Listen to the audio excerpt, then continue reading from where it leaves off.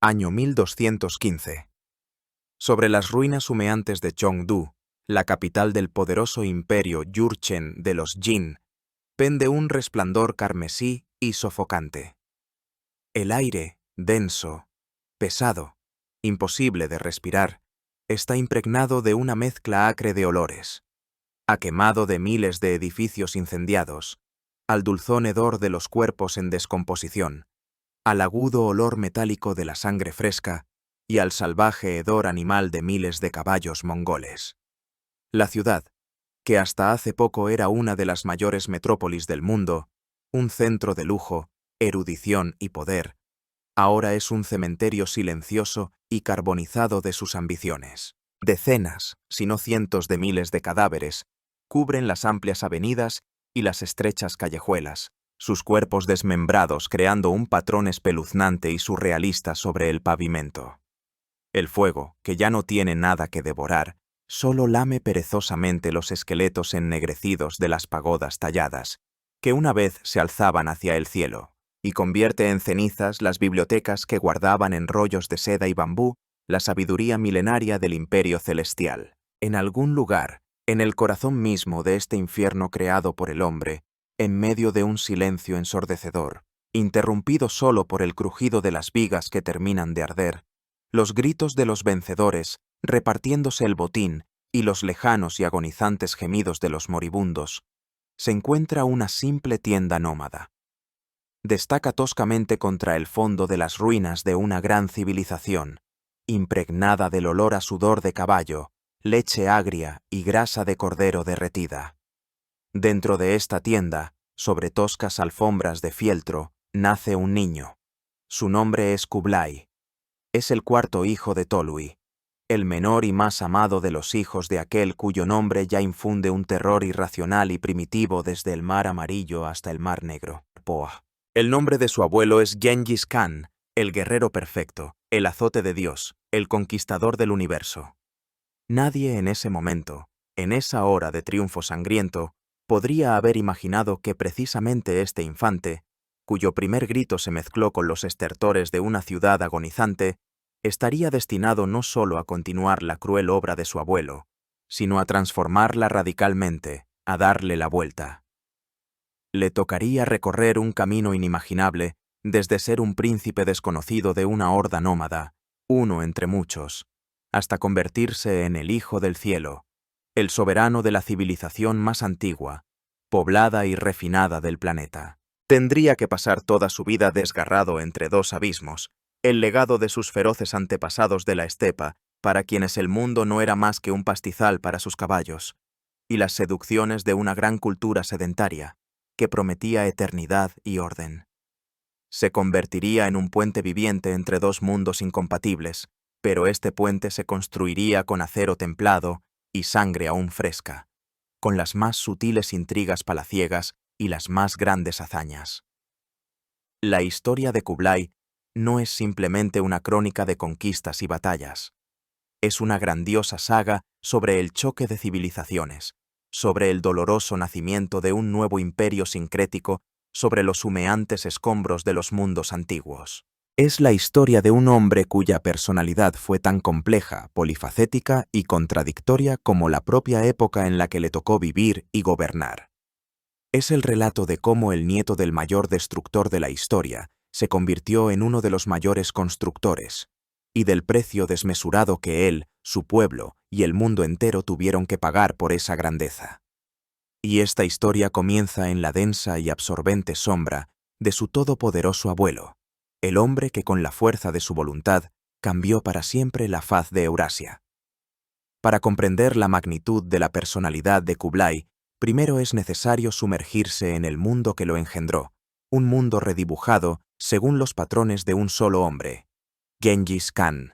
Antes de él, la tierra que llamamos Mongolia era un caldero hirviente y sangriento, decenas de tribus y clanes enfrentados, los poderosos tártaros, los astutos queraitas, los vengativos merquitas, libraban una guerra interminable de todos contra todos. Durante siglos, se robaron ganado y esposas, forjaron alianzas selladas con sangre y las traicionaron con facilidad, Vivieron según las leyes primitivas de la venganza de sangre y las incursiones incesantes. Era una tierra de extremos, un calor estival abrasador y un frío invernal que calaba hasta los huesos. Una tierra dura que engendraba gente dura y de pocas palabras, donde la vida de un hombre valía menos que un buen caballo, y la única frontera visible era el horizonte infinito que se fundía con el eterno cielo azul, su principal deidad, Tengri. Temujin, nacido en la humillación, que conoció en su infancia la traición, la pérdida de su padre y la vergüenza de la esclavitud, logró lo que parecía imposible. Como un poderoso herrero, dotado de una voluntad sobrehumana, el genio de un estratega y el talento de un organizador sin parangón, tomó esta masa de tribus dispersa, anárquica y ardiente en odio mutuo, y la reforjó en un solo pueblo, una nación monolítica de acero, soldada por una disciplina de hierro y un objetivo común y embriagador, la conquista del mundo entero. Les otorgó la Gran Yasa, un código de leyes que era más sagrado e importante que cualquier costumbre tribal. La Yasa era simple y despiadada. Castigaba con la muerte la traición, la cobardía en la batalla, el adulterio y el robo a gran escala. Pero al mismo tiempo, establecía principios que se adelantaron siglos a su tiempo. La Yasa proclamaba una tolerancia religiosa absoluta, eximiendo de todos los impuestos y cargas a los clérigos de todas las religiones, monjes budistas, sacerdotes cristianos, mulás musulmanes, ermitaños taoístas. Gengis Khan entendía que la fe era un instrumento de gobierno, y que era mejor tener sacerdotes leales orando por ti a sus dioses que focos de resistencia oculta. Creó un ejército que no tenía igual en el mundo de entonces.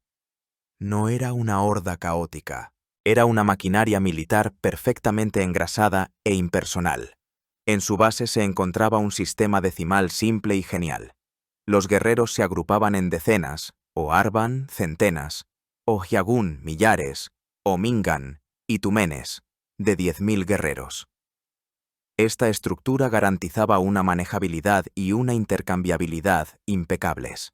Cada guerrero era un arquero a caballo desde su nacimiento. Desde la más tierna infancia, un niño mongol aprendía a sentarse en la silla de montar con la misma naturalidad con la que caminaba y a disparar el arco con la misma familiaridad con la que respiraba. Su arma principal era un arco compuesto complejo, pegado con varias capas de madera, cuerno y tendones. Era un arma mortífera, capaz de lanzar flechas pesadas a 300 o 400 metros y de perforar a corta distancia cotas de malla e incluso armaduras de placas. Sus resistentes y pequeños caballos mongoles podían pasar días alimentándose de la hierba que encontraban, cubriendo enormes distancias. La táctica de los mongoles era la cúspide del arte militar de la época.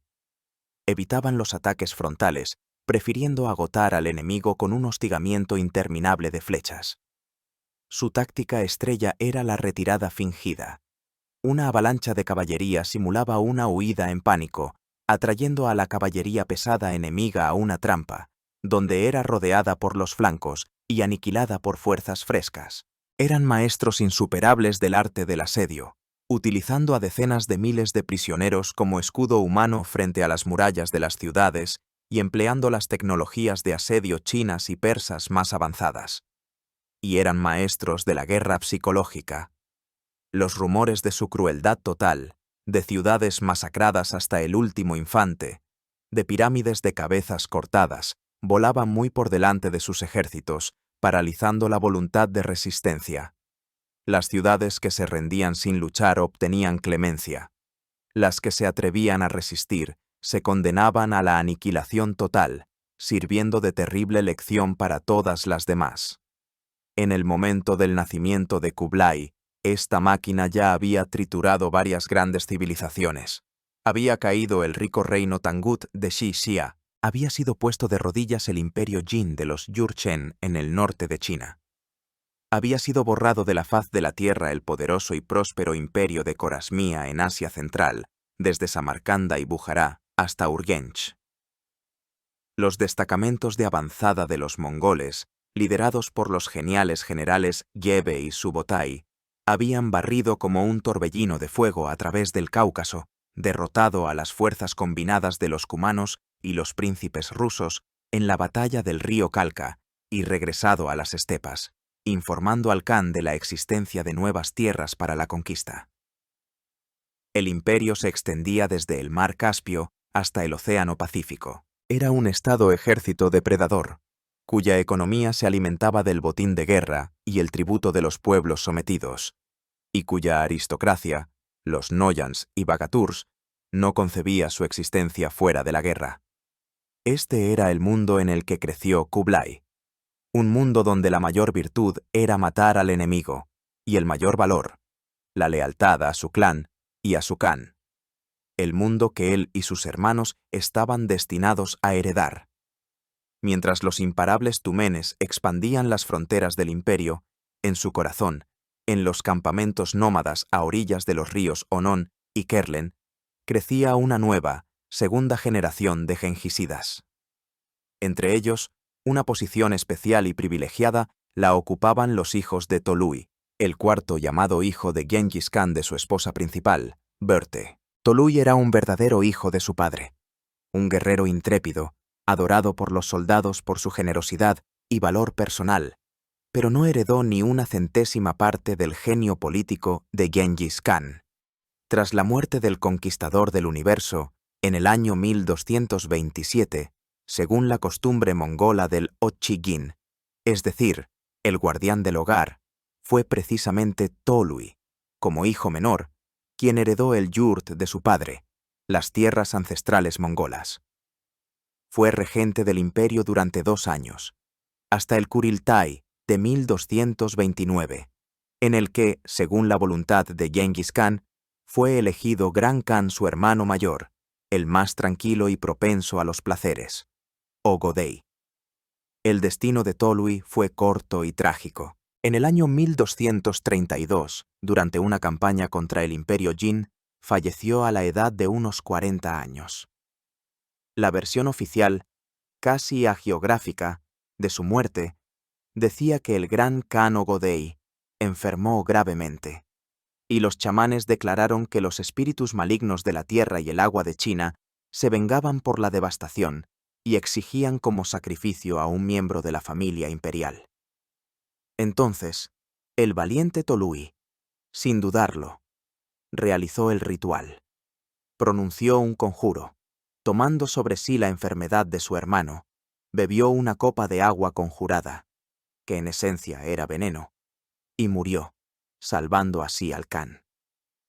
Sin embargo, en los círculos internos se susurraba otra cosa. Tolui era demasiado popular en el ejército, demasiado influyente y posiblemente representaba una amenaza para el poder de Ogodei. Su muerte repentina fue demasiado conveniente para la casa gobernante. La muerte de Tolui dejó huérfanos a sus 4 hijos de su esposa principal, Möngke, Kublai, Hulagu y Arik Böke, pero les tocó en suerte el mayor regalo del destino en la persona de su madre. Sorjagtani Beki, la esposa de Tolui, no era una simple mujer noble. Sobrina del poderoso gobernante Keraita Togrul, derrocado por Gengis Khan, fue, sin exagerar, una de las mujeres más inteligentes, visionarias y políticamente dotadas de su época. Siendo cristiana de la fe nestoriana, poseía una amplitud de miras inaccesible para la mayoría de los aristócratas mongoles. Comprendió intuitivamente lo que otros no entendían. Con la simple fuerza militar bruta no se puede gobernar el mundo para siempre. El historiador y visir persa Rashid al-Din, que sirvió a los descendientes de su hijo Hulagu, escribió sobre ella con indisimulada admiración. Era extremadamente inteligente y capaz, y se erigía como una torre sobre todas las mujeres del mundo. Y si quisiera enumerar todas sus cualidades loables, me llevaría mucho tiempo. Fue precisamente Sorjagtani, esta genial mujer política, quien sentó las sólidas bases de la futura grandeza de su casa. Mientras otros príncipes mongoles pasaban despreocupadamente su juventud en interminables cacerías de cerco, festines ebrios y juegos de guerra, ella insistió en que sus hijos recibieran una educación diversa. Vio que el futuro del imperio no se decidía solo en las estepas, sino en las cancillerías de los países conquistados, en la administración de millones de súbditos sedentarios con su compleja economía, cultura y tradiciones burocráticas milenarias. Distribuyó cuidadosamente los roles. Monke, el mayor, fue educado como un gobernante mongol ideal, severo, justo, fiel a las tradiciones y a las leyes de la Yasa. Hulagu, destinado a conquistar a sangre y fuego el mundo musulmán, estudió a fondo el arte militar y las costumbres persas. Arik Boke, el más joven, se quedó con su madre en las tierras ancestrales, preparándose para el papel tradicional de guardián del yurt paterno. A Kublai, sin embargo, le estaba reservado un destino especial. Ya en su juventud comenzó a mostrar un interés atípico, casi insano desde el punto de vista de los mongoles ortodoxos, por la civilización china. La mayoría de sus parientes miraban a los chinos con desprecio: agricultores afeminados, astutos urbanitas, cobardes funcionarios, buenos solo para pagar tributo sin rechistar e inclinarse ante sus conquistadores. Pero Kublai, guiado por su madre, veía otra cosa. Veía la sabiduría de milenios, encarnada en los tratados filosóficos. Veía un sistema de gobierno perfecto, capaz de digerir y asimilar a cualquier conquistador, por salvaje que fuera. Por insistencia de Sorghaghtani, se rodeó de todo un estado mayor de consejeros chinos, eruditos confucianos, antiguos funcionarios Jin, monjes budistas. Su principal mentor fue el sabio Yao Shu. Bajo su dirección, Kublai estudió el idioma chino, la caligrafía, la historia de las dinastías, los fundamentos de la ética confuciana con su culto al orden, al gobierno humano y a una estricta jerarquía. En el año 1236, durante el reinado del Khan Goguryeo, cuando las tierras conquistadas en el norte de China se repartían como feudos entre los príncipes mongoles, Kublai, de 21 años, recibió un área con una población de 10.000 hogares en el actual Hebei. Fue su primera experiencia independiente. Y aquí se comportó de manera completamente diferente a sus parientes. Otros príncipes consideraban sus feudos como una fuente de ganancias inmediatas, imponiendo a la población impuestos predatorios, exigiendo tributo no solo en grano y seda, sino también en mujeres jóvenes y artesanos. Kublai, en cambio, siguiendo los consejos de Yao Shu, actuó como un propietario prudente. Estableció una administración de funcionarios chinos, ordenó el sistema fiscal, redujo los impuestos, comenzó a invertir fondos en la restauración de los sistemas de irrigación, patrocinó la agricultura y la artesanía. Rápidamente comprendió una simple verdad: un jardín bien cuidado da frutos durante muchos años, mientras que un desierto quemado no da nada. Su pequeño feudo se convirtió rápidamente en un oasis de prosperidad y orden, a donde afluían refugiados de las regiones vecinas que gemían bajo el yugo insoportable de otros señores mongoles. Este feudo se convirtió para Kublai en un laboratorio político invaluable. Fue aquí donde perfeccionó sus habilidades como gobernante y formó su visión única del futuro del imperio. Una visión que difería radicalmente de las concepciones tradicionales de la estepa de su abuelo y sus hermanos. Ya entonces comenzó a comprender la verdad fundamental que más tarde formularía uno de sus consejeros. Se puede conquistar el imperio celestial a caballo, pero es imposible gobernarlo a caballo. El imperio de Gengis Khan, que parecía un monolito inquebrantable, comenzó a ser socavado desde dentro por el óxido de la lucha por el poder tras su muerte. La muerte de Ogodei en el año 1241, a consecuencia de una borrachera desmedida, sumió al imperio en el caos. Siguió un período de 5 años de regencia de su viuda, Töregene Yatun, una mujer autoritaria y ambiciosa, pero miope y vengativa. En contra de la voluntad de su difunto esposo, que deseaba ver a su nieto Shiremún como sucesor, Töregene, por todos los medios, con intrigas y sobornos, promovió al trono a su propio hijo, Guyuk. Esto provocó una profunda división en la élite gobernante. Los descendientes de Ogodei y Chagatai, el segundo hijo de Genghis Khan, apoyaron a Guyuk, mientras que los poderosos clanes de los descendientes de Yochi, es decir, la Horda de Oro, y de Tolui, liderados por la sabia Sorgak-Tani, adoptaron una postura de espera, saboteando la convocatoria de un Kuriltai. Solo en el año 1246, Toregene logró reunir un Kuriltai e imponer la elección de Guyuk como Gran Khan. Su breve reinado estuvo marcado por un fuerte aumento de la tensión entre su casa, la casa de los Ogodeidas, y la casa de Tolui. Guyuk odiaba a Sorgak-Tani y a sus hijos, viéndolos como sus principales rivales. La situación se encaminaba inexorablemente hacia una guerra abierta que podría haber dividido el imperio. Pero en el año 1248, Guyuk, mientras conducía su ejército hacia el oeste, supuestamente para recibir tratamiento médico, pero en realidad para atacar a su principal oponente, el Khan de la Horda de Oro, Batu, falleció repentinamente en la zona de Samarcanda. Su muerte abrió de nuevo el camino al trono supremo. Y aquí, Sorgak-Tani Beki, la gran estratega, jugó su partida decisiva. Actuó con rapidez y determinación.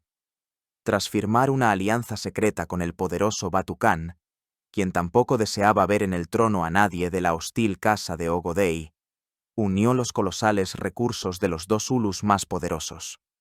Con esfuerzos conjuntos, convocaron un Kuriltai en el año 1251.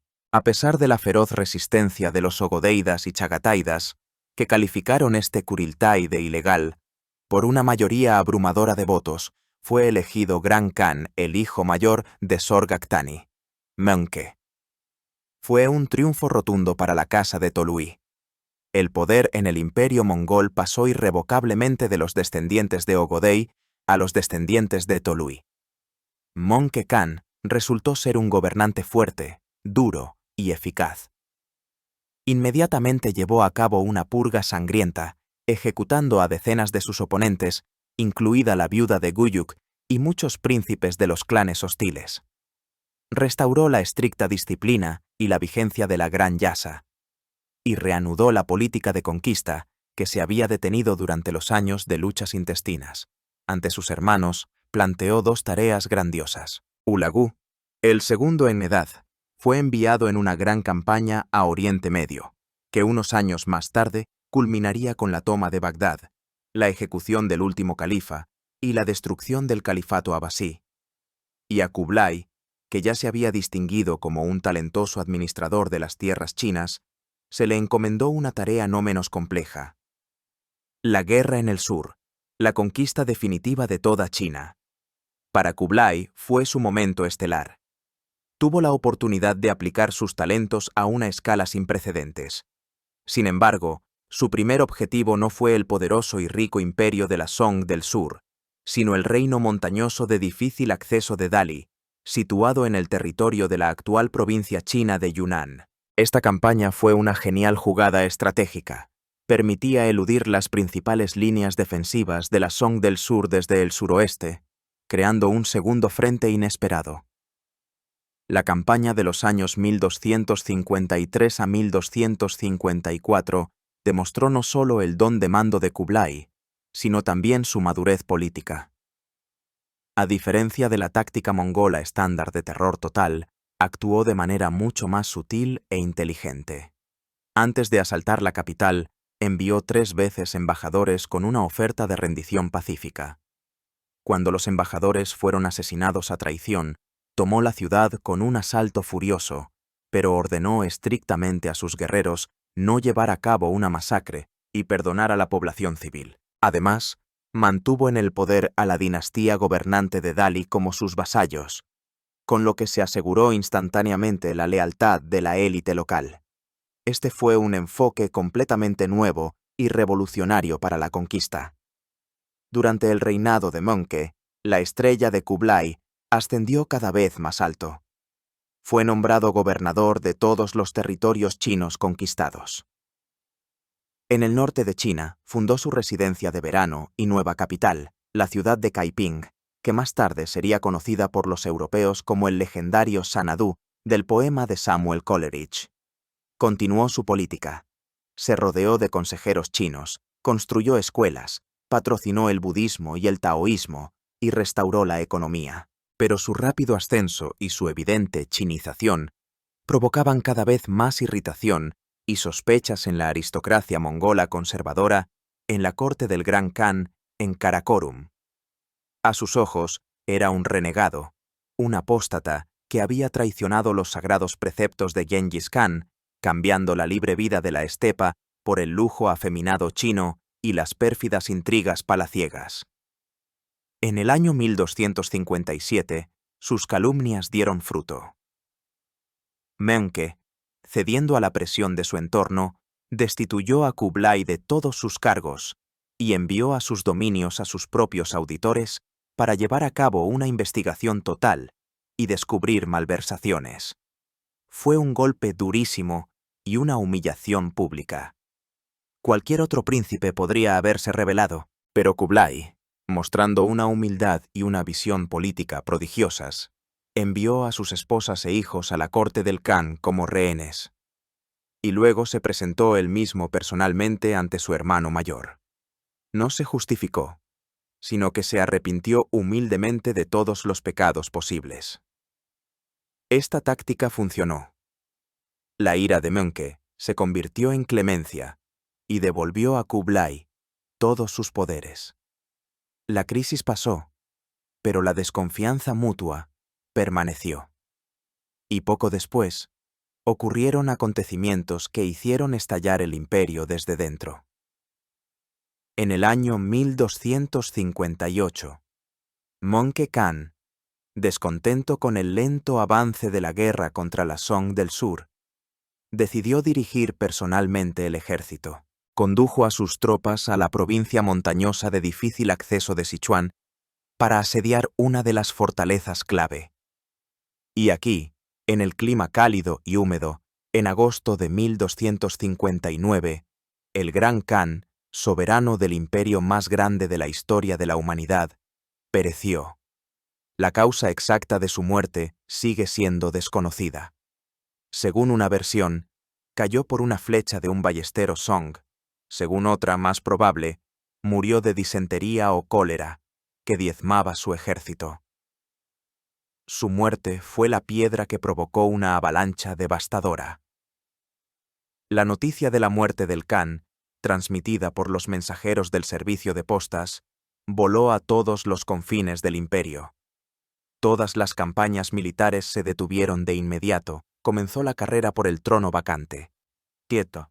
En este momento crítico, en Mongolia, en la sagrada capital de Karakorum, se encontraba su hermano menor, Arik Böke, guardián de las tierras ancestrales y líder del partido conservador.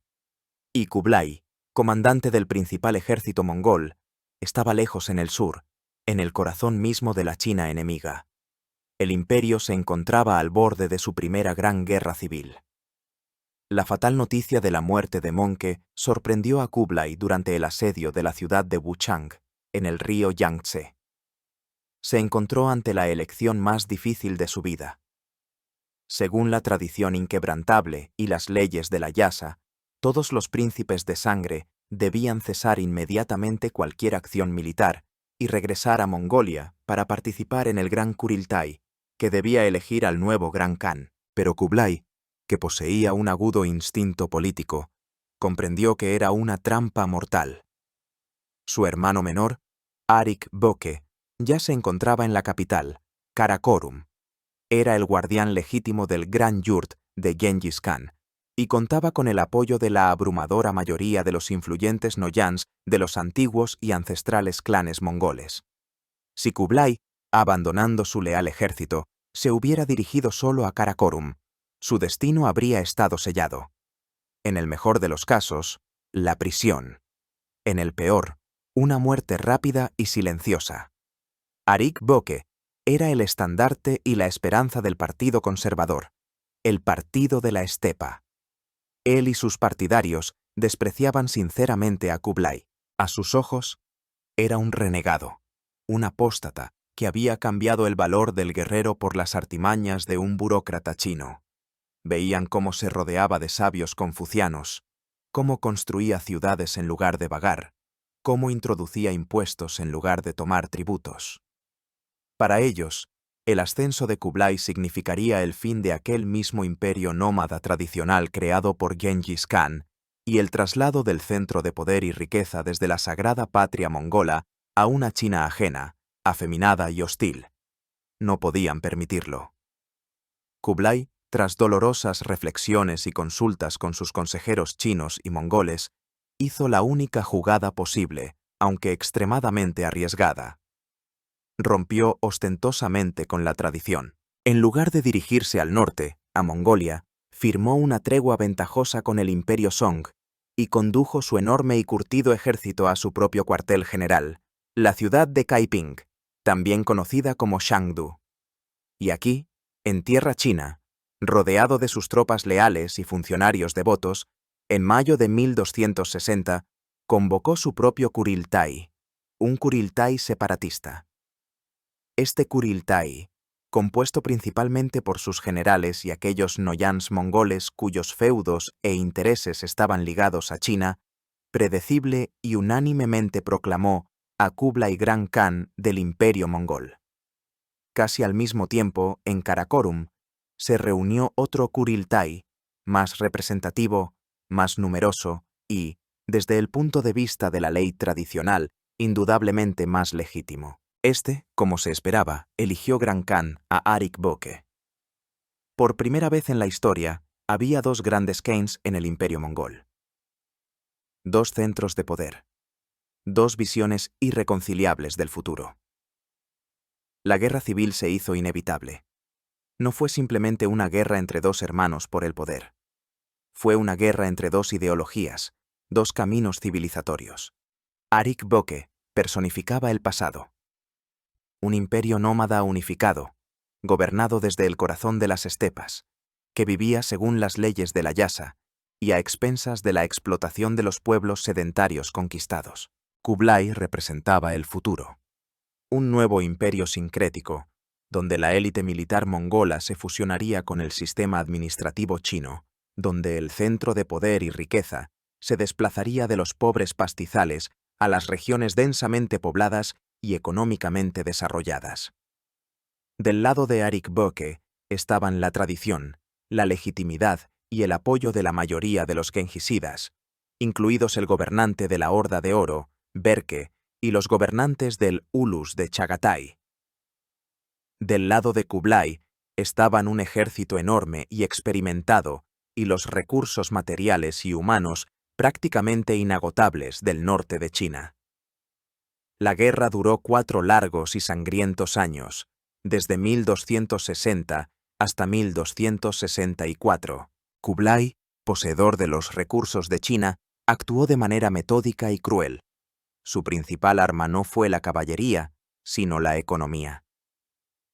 Estableció un bloqueo total de Mongolia, cortando todas las rutas de caravanas por las que llegaban a la estepa bienes vitales: grano, té, telas, hierro, productos artesanales. La estepa, incapaz de alimentarse y abastecerse por sí misma, comenzó a morir lentamente de hambre y privaciones. Los precios de los alimentos en Karakorum se dispararon y comenzó la mortandad. Los ejércitos de Arik Böke, compuestos por excelentes guerreros, se desvanecían no tanto por las batallas como por el hambre, las enfermedades y la deserción masiva.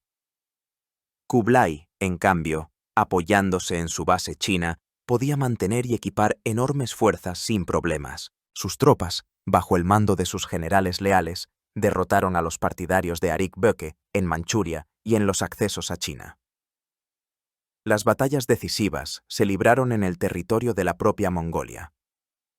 Los ejércitos de Kublai tomaron y saquearon 2 veces, en 1261 y 1263, la sagrada capital de Karakorum, asestando un golpe irreparable al prestigio y la autoridad de Arik Böke.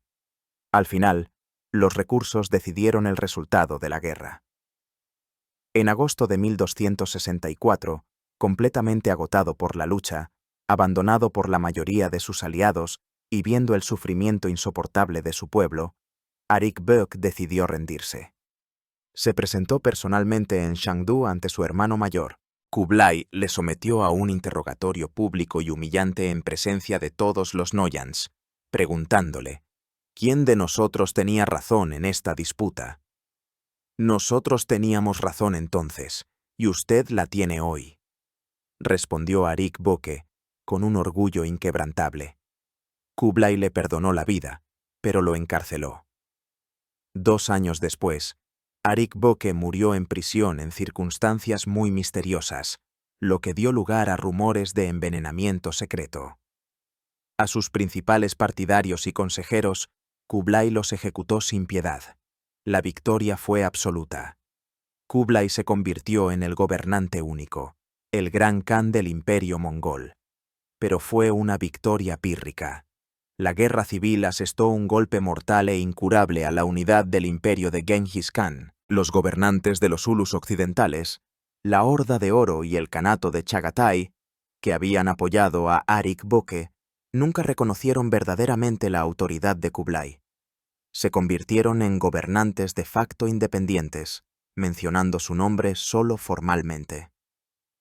El imperio mongol unificado, el coloso que se extendía desde Hungría hasta Corea, se desintegró de facto en 4 estados independientes. El Ilkhanato en Persia, gobernado por su hermano Hulagu y sus descendientes, se mantuvo como aliado, pero también llevó a cabo una política independiente. Kublai ganó el trono, pero en el proceso de la lucha perdió un imperio. Y ahora, sobre sus escombros, tenía que construir uno nuevo, el suyo propio. Tras obtener la victoria en la guerra fratricida, Kublai quemó definitivamente los puentes que lo unían al pasado. Ya no se hacía ilusiones. Gobernar su parte de un imperio dividido desde el lejano, frío y devastado Karakorum era inútil e imposible. El centro de su poder, sus recursos financieros y humanos, sus ambiciones y su futuro, todo estaba inseparablemente ligado a China. En el año 1267, tomó una decisión trascendental.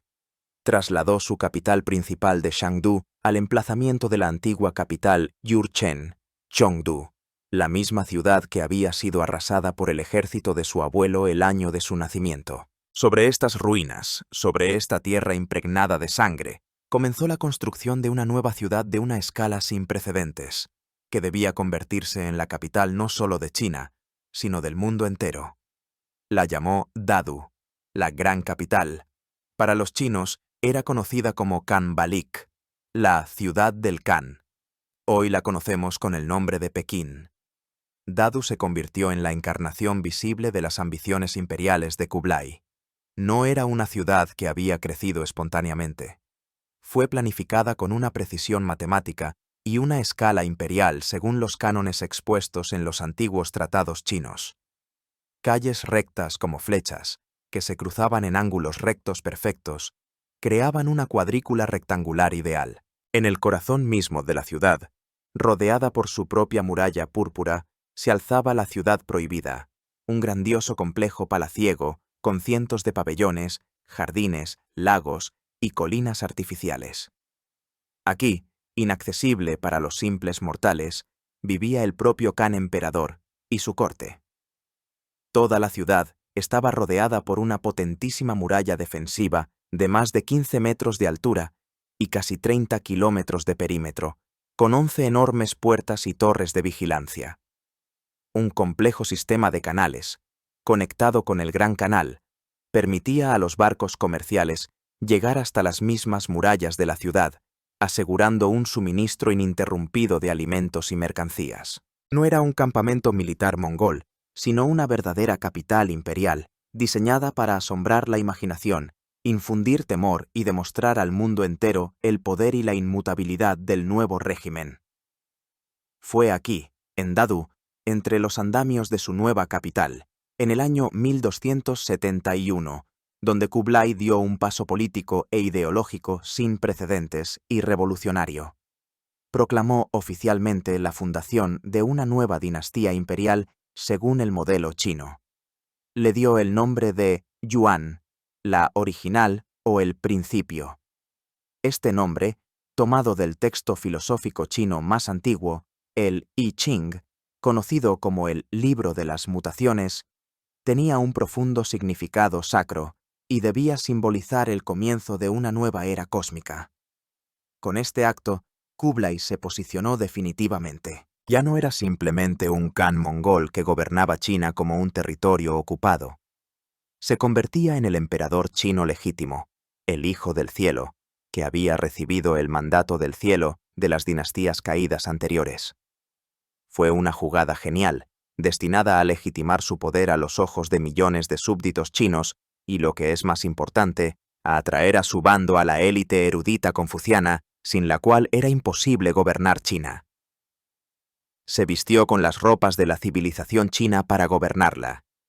Pero en el camino hacia el dominio total quedaba un enorme obstáculo.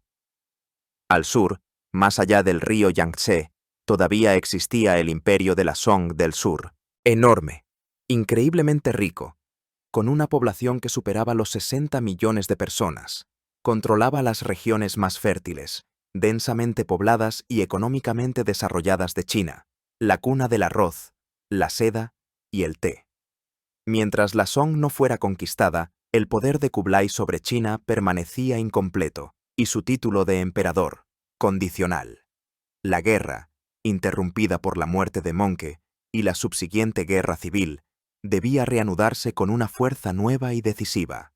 El episodio clave de esta guerra final fue el asedio de las ciudades gemelas de Xiangyang y Fancheng, en el río Han. Estas dos potentísimas fortalezas, situadas en orillas opuestas del río, eran las puertas estratégicas al valle del Yangtze, al corazón mismo de la Song del Sur. El asedio comenzó en el año 1268 y duró casi 5 años, convirtiéndose en uno de los asedios más largos y tenaces de la historia mundial. Las guarniciones Song, magníficamente abastecidas por el río, lucharon con un coraje desesperado.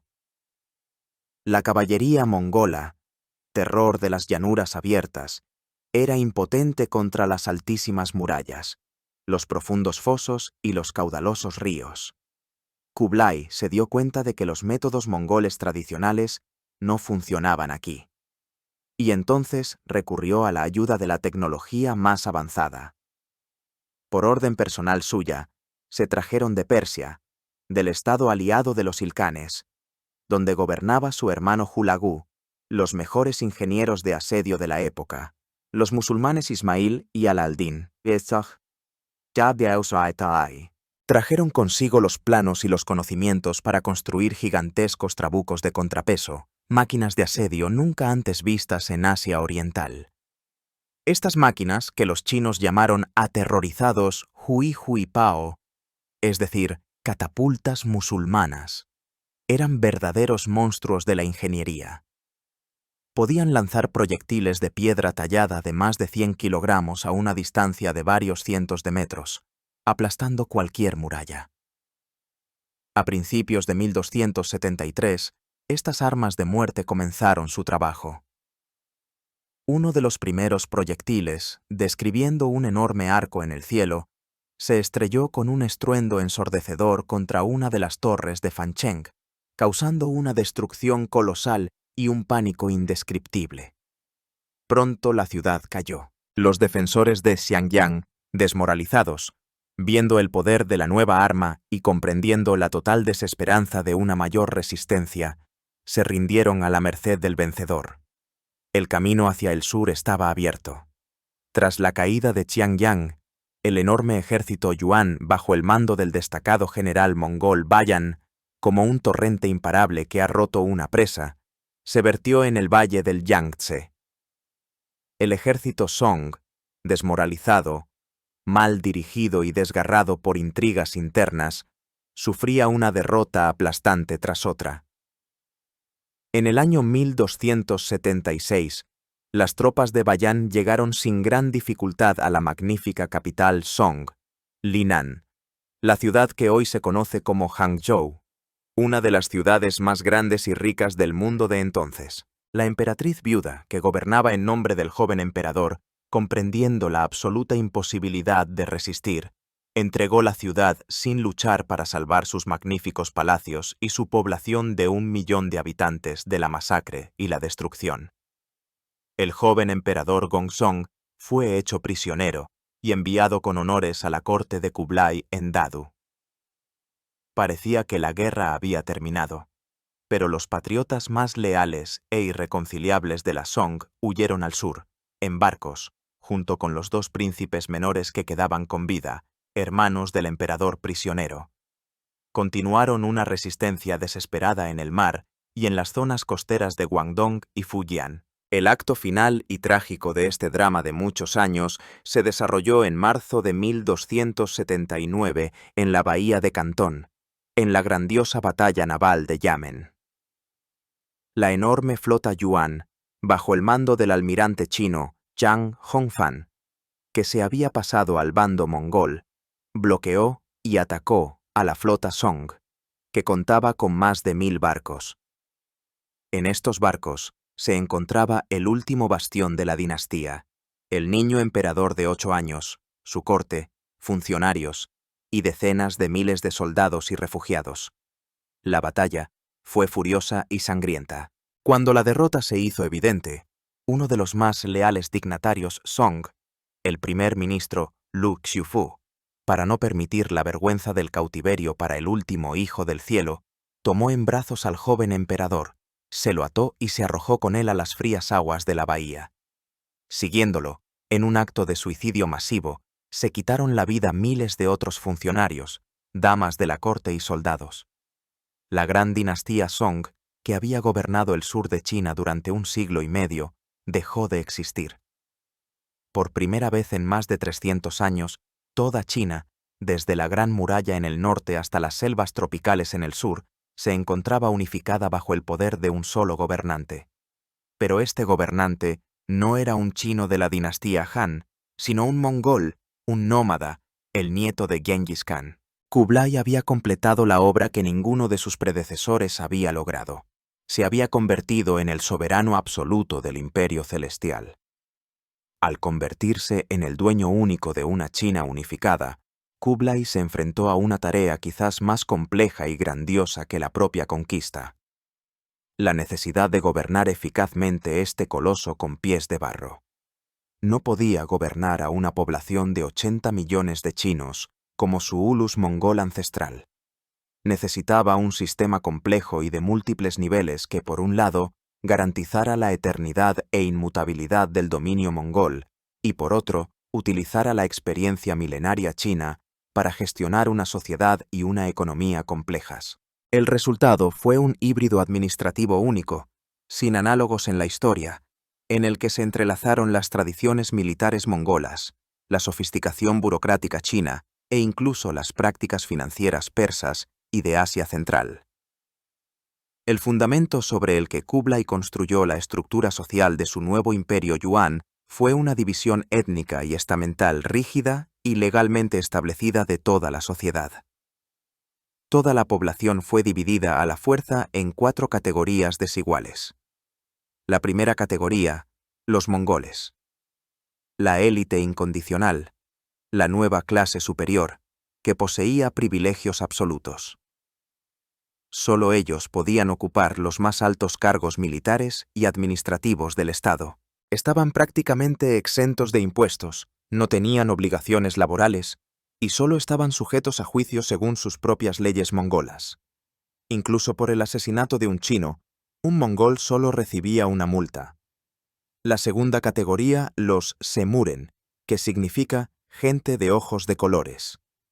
Era una categoría variopinta y multinacional, que incluía a todos los aliados no mongoles y a los originarios de las partes occidentales del imperio mongol: uigures, persas, árabes, turcos, sirios e incluso europeos, rusos, alanos, antepasados de los osetios e italianos.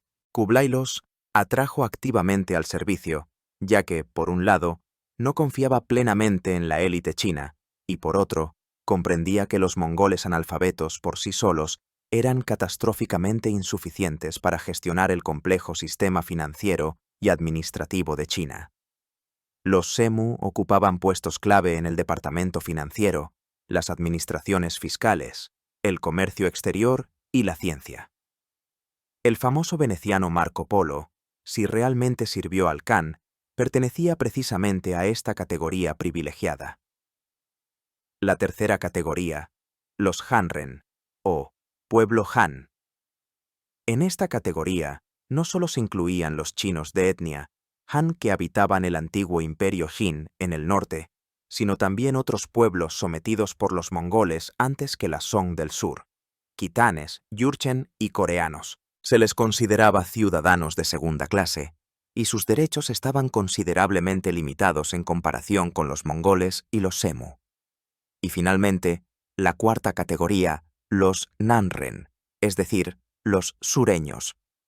La categoría más baja, la más numerosa, con más de 60 millones de personas y la que menos derechos tenía. Eran los antiguos súbditos del recién conquistado imperio de la Song del sur. Kublai confiaba menos en ellos y los veía como la principal amenaza potencial. Se les prohibió ocupar cualquier cargo estatal de cierta importancia. Se introdujeron para ellos leyes humillantes. La prohibición de portar cualquier arma, la prohibición de celebrar reuniones, la prohibición de pasear de noche por la ciudad e incluso de estudiar el idioma mongol. Este sistema de castas era un instrumento de control cínico, pero eficaz. Estaba diseñado para evitar la asimilación de los poco numerosos mongoles en el vasto mar chino y para consolidar para siempre su posición dominante. Sin embargo, también colocó bajo el edificio del Imperio Yuan una bomba de relojería, generando un odio profundo y latente y una animosidad racial por parte de la abrumadora mayoría de la población indígena. En el ámbito económico, Kublai se reveló como un reformador audaz y a gran escala, cuyas acciones se adelantaron siglos a su tiempo. Comprendía perfectamente que el poder de su imperio no se basaba solo en lanzas y flechas, sino también en una economía próspera. Llevó a cabo una verdadera revolución financiera, convirtiendo el papel moneda, los billetes llamados chao, en el único medio de pago obligatorio en todo el vasto territorio de su imperio. Las dinastías chinas anteriores también habían experimentado con el papel moneda, pero siempre tuvo una circulación limitada y era, en esencia, solo certificados respaldados por reservas de plata, oro o seda. El dinero, chao, de los yuan, se convirtió en la primera moneda fiduciaria real del mundo. Su valor no estaba garantizado por metales preciosos, sino exclusivamente por la fuerza y la autoridad de un decreto imperial. Este sistema, centralizado y controlado por el Estado, permitió crear un espacio económico unificado, abarató drásticamente y aceleró las operaciones comerciales, pero también conllevaba el peligro mortal de una emisión desenfrenada y de la inflación, que se convirtió en una de las principales causas del colapso de la dinastía Yuan bajo sus sucesores menos sabios. Además, Kublai llevó a cabo uno de los mayores proyectos de ingeniería de la Edad Media. Inició y completó la reconstrucción y ampliación del Gran Canal de China, conectando directamente su nueva capital del norte, Dadu, con el riquísimo y fértil valle del río Yangtze. Este nuevo tramo del canal, de más de 1.300 kilómetros de longitud, se convirtió en la principal arteria económica del país. Por él, hacia el norte, hacia la capital y las tropas, fluía un torrente ininterrumpido de barcazas cargadas de arroz, grano y otras mercancías. El reinado de Kublai fue la Edad de Oro y el apogeo de la época conocida como la Pax Mongolica o la Paz Mongola. El vasto espacio desde el Mar Negro hasta el Océano Pacífico, controlado por diferentes ramas de los gengisidas, se volvió relativamente seguro para viajar. La gran ruta de la seda, la antigua arteria que conectaba civilizaciones, vivió su último gran florecimiento. Las caravanas, protegidas por destacamentos mongoles, transportaban seda y porcelana a Occidente, y recibían plata, alfombras y nuevas ideas de Occidente. Kublai fomentó activamente también el comercio marítimo. Sus enormes juncos partían hacia la India. el Golfo Pérsico e incluso las costas de África Oriental. A las ciudades portuarias de Quanzhou y Guangzhou llegaban mercaderes de todo el mundo. En la esfera cultural y religiosa, Kublai, fiel a los preceptos de su abuelo, mantuvo una política de tolerancia religiosa pragmática. Comprendía que imponer una sola fe en su imperio mosaico, habitado por decenas de pueblos, era imposible y estúpido. El Islam floreció entre los mercaderes Semu y en las regiones occidentales. El cristianismo nestoriano, la fe de su madre Sorghaghtani, gozaba de especial respeto. Pero el principal patrocinio de Kublai se lo otorgó al budismo, especialmente a su forma esotérica tibetana.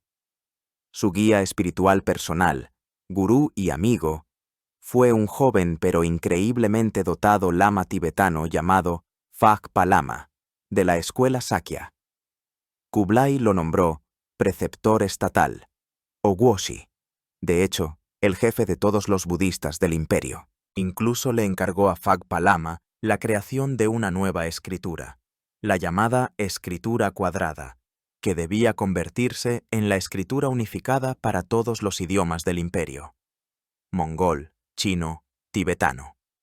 Aunque este ambicioso proyecto finalmente fracasó y la escritura no se impuso, demuestra vívidamente la aspiración de Kublai de crear una nueva cultura imperial y sincrética. Fue precisamente en esta época asombrosa, en este bullicioso crisol cosmopolita de pueblos y culturas, cuando llegó a China un joven y emprendedor mercader veneciano llamado Marco Polo. Junto con su padre y su tío, según sus propias palabras, pasó casi 17 años en la corte de Kublai, desempeñando diversas misiones diplomáticas y administrativas para el Khan y viajando por todo su inmenso imperio. Su libro de las maravillas del mundo, escrito tras su regreso a Europa, se convirtió para los europeos medievales en una auténtica revelación, una ventana a un mundo desconocido, fabulosamente rico y altamente desarrollado.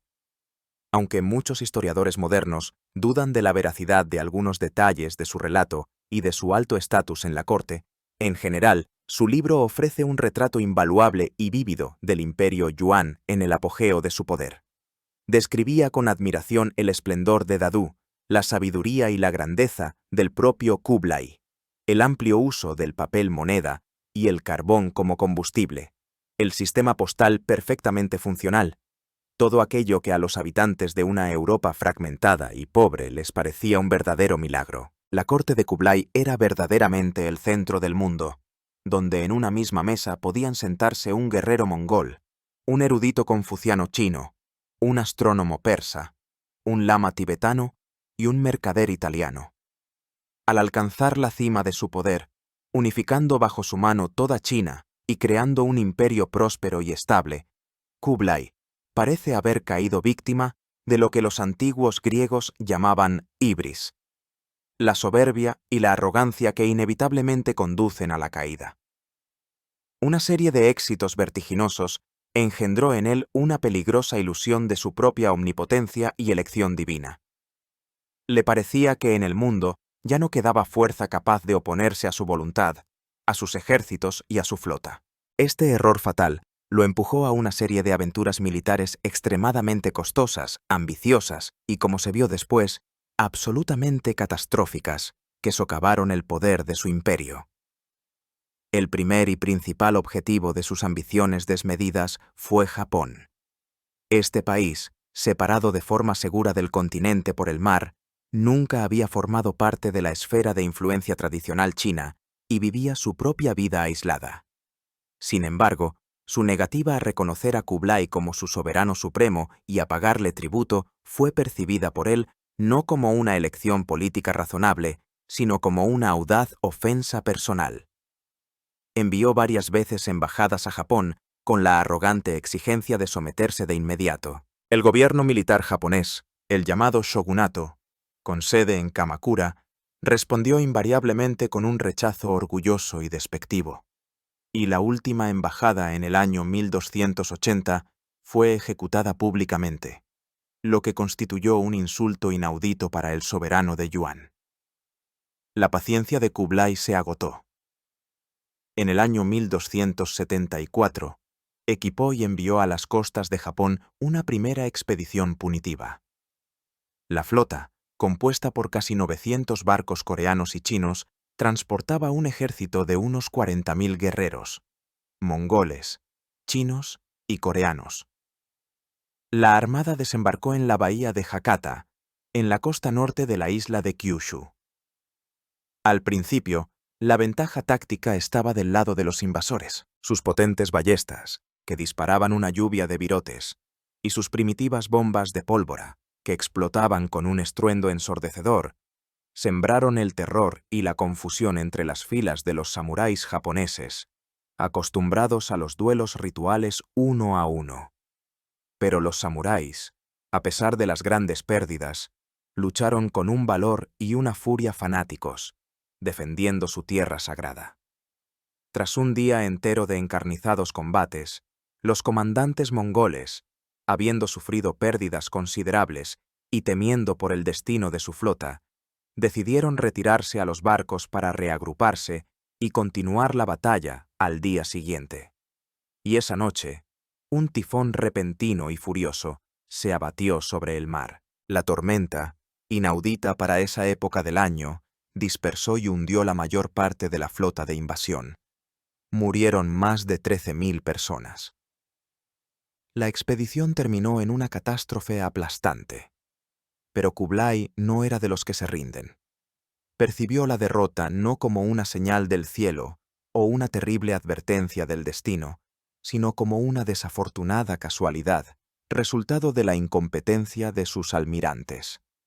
Durante 7 largos años, obsesionado con la idea de la venganza, se preparó para una nueva invasión, aún más grandiosa. En los astilleros de Corea y del sur de China, se construyó a toda prisa una armada gigantesca. En el año 1281, lanzó contra el rebelde Japón unas fuerzas nunca vistas desde las invasiones persas a Grecia. 2 flotillas, una procedente de Corea y otra del sur de China, contaban en total, según diferentes estimaciones, entre 4.000 y 4.400 barcos, y transportaban un ejército de invasión de entre 100.000 y 140.000 guerreros. Fue la operación de desembarco naval más grande de la historia de la humanidad hasta el desembarco de los aliados en Normandía, en 1944. Los japoneses, sin embargo, no se quedaron de brazos cruzados. Durante esos 7 años, se prepararon febrilmente para la defensa. A lo largo de toda la costa de la bahía de Hakata, construyeron una larga muralla de piedra de varios metros de altura, que debía impedir el desembarco de la caballería. Cuando la gigantesca armada de Kublai llegó a las costas de Kyushu, no pudo realizar un desembarco rápido y se vio envuelta en combates posicionales. Y de nuevo, cuando la enorme y torpe flota yuan se concentró en las estrechas bahías, ocurrió lo increíble. Se abatió sobre ella un tifón de una fuerza aún más terrible y apocalíptica que la primera vez. El huracán duró 2 días. Rompía los gruesos mástiles como si fueran juncos, desgarraba las velas en jirones y lanzaba los enormes y torpes juncos chinos unos contra otros y contra las rocas costeras. No fue una batalla, fue una monstruosa carnicería orquestada por la propia naturaleza. Las pérdidas fueron inimaginables. Murieron, según diferentes estimaciones, entre el 70 y el 80% de todo el cuerpo expedicionario. Solo una ínfima parte de la flota logró regresar al continente. Los japoneses, conmocionados por su milagrosa salvación, llamaron a este huracán salvador kamikaze, viento divino. Se convencieron definitivamente de que su país estaba bajo la protección de los dioses. Para Kublai, fue un golpe aplastante y noqueador a su prestigio, a su tesoro y a su poderío militar. El mar resultó ser el único enemigo que el gran conquistador nunca pudo someter. Los fracasos también lo persiguieron en sus fronteras meridionales. Cegado por la sed de expandir su imperio, emprendió varias costosas campañas en las selvas de Indochina, en Vietnam, entonces conocido como Dai Viet, y en Champa. Pero las densas e impenetrables selvas, el clima cálido y húmedo, las mortales enfermedades tropicales como la malaria y la disentería, y la brillante táctica de guerrilla de los vietnamitas bajo el mando del héroe nacional Tran Hong Dao, resultaron ser un obstáculo insuperable para la caballería pesada mongola, acostumbrada a las vastas estepas. Sus enormes ejércitos sufrieron humillantes derrotas, padecieron pérdidas colosales por enfermedades y emboscadas, y, finalmente, se vieron obligados a retirarse ignominiosamente, logrando solo un reconocimiento de vasallaje formal y sin sentido. Igualmente infructuosa y humillante fue la expedición naval a la isla de Java en el año 1293. El gobernante local, Raden Wijaya, con astucia y engaño, hizo que el ejército yuan derrotara a sus enemigos internos y luego atacó traidoramente a los mongoles debilitados y los expulsó con deshonor de la isla. Estos constantes fracasos militares en todos los frentes tuvieron graves consecuencias a largo plazo para el imperio yuan. Costaron al tesoro cientos de miles de vidas y sumas astronómicas. En la construcción de flotas y el equipamiento de ejércitos se destinaron todos los recursos del país, lo que obligó al gobierno a aumentar drásticamente los impuestos y a imprimir sin control cada vez más papel moneda sin respaldo, desatando una espiral de hiperinflación. Pero lo más importante fue que se desvaneció el mito de la invencibilidad de las armas mongolas. Los pueblos conquistados y oprimidos, especialmente los millones de chinos del sur, vieron que sus crueles amos no eran todopoderosos. El murmullo de descontento, provocado por la pesada carga fiscal, la humillante discriminación étnica y la serie de derrotas militares, comenzó a hacerse cada vez más fuerte, socavando los cimientos sobre los que se asentaba el coloso de la dinastía Yuan. Los últimos años de la vida del Gran Khan estuvieron ensombrecidos por la amargura de las derrotas en política exterior y una serie de profundas tragedias personales. En el año 1281, el mismo año en que el viento divino destruyó su segunda armada en las costas de Japón, murió su amada esposa y su más fiel y sabia consejera, la emperatriz Chabi. No fue solo la esposa y madre de su heredero. Siendo una mujer de inteligencia y tacto extraordinarios, fue su colaboradora más cercana durante décadas, a menudo suavizando sus arrebatos de ira, frenando sus empresas más arriesgadas y dándole sabios consejos. Su muerte fue para Kublai un golpe terrible e irreparable, y 5 años después, en 1286, le sobrevino una nueva desgracia. A consecuencia del alcoholismo falleció su hijo mayor y heredero cuidadosamente preparado, Chen-jin, a quien los mongoles llamaban Jin-gim. Chen-jin, que había recibido una brillante educación clásica confuciana, era la esperanza de la élite erudita china, que veía en él al futuro gobernante ideal. Su muerte no solo sumió al envejecido Kublai en una profundísima depresión, sino que también generó una grave crisis dinástica, ya que ahora había que elegir un heredero entre sus nietos. Habiendo perdido a su esposa e hijo, quebrado por humillantes fracasos militares, el envejecido y enfermo emperador comenzó a alejarse cada vez más de los asuntos de Estado.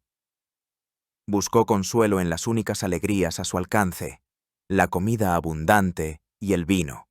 Engordó mucho, su cuerpo se volvió obeso y torpe. Sufría de dolorosos ataques de gota y otras enfermedades relacionadas con la intemperancia. El poder real en el imperio caía cada vez más en manos de oportunistas y ministros de finanzas corruptos y sin escrúpulos, como Ahmad Fanakati, asesinado en una conspiración años antes, y sus sucesores, que veían el imperio como una fuente de enriquecimiento personal, aumentando los impuestos hasta el límite y provocando el odio general de la población. La grandeza y el esplendor de su corte, que una vez asombraron a Marco Polo, se desvanecían gradualmente.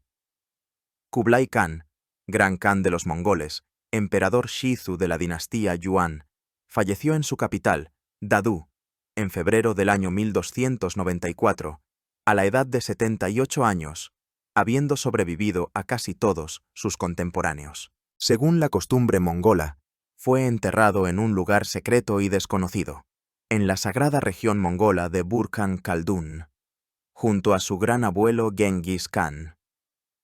Su muerte marcó el final de toda una era.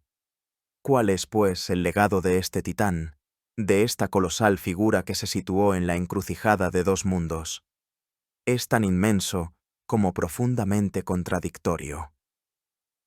Para la historia nacional mongola, es el Khan que se chinificó, un traidor que trasladó la capital del sagrado Karakorum, que renunció al estilo de vida nómada, que pisoteó los preceptos de sus antepasados y que con su separatismo condujo a la desintegración final del gran imperio mongol unificado. Su reinado fue el principio del fin del dominio mundial mongol, ya que sus sucesores en el trono Yuan se sumergieron cada vez más en la cultura china, perdiendo su belicosidad y su conexión con la estepa, lo que finalmente condujo a su expulsión de China en menos de un siglo. Para la civilización china, es una figura dual. Por un lado, es un cruel conquistador extranjero que estableció un régimen racial humillante para los Han. Por otro lado, en la historiografía oficial china, es el fundador legítimo de la dinastía Yuan, el emperador que llevó a cabo la gran obra de poner fin a 3 siglos de fragmentación y reunificar el país. Creó la integridad geográfica y política de China que, con algunas modificaciones, se conserva hasta nuestros días, incorporando por primera vez en la historia de forma sólida territorios tan remotos como el Tíbet y Yunnan.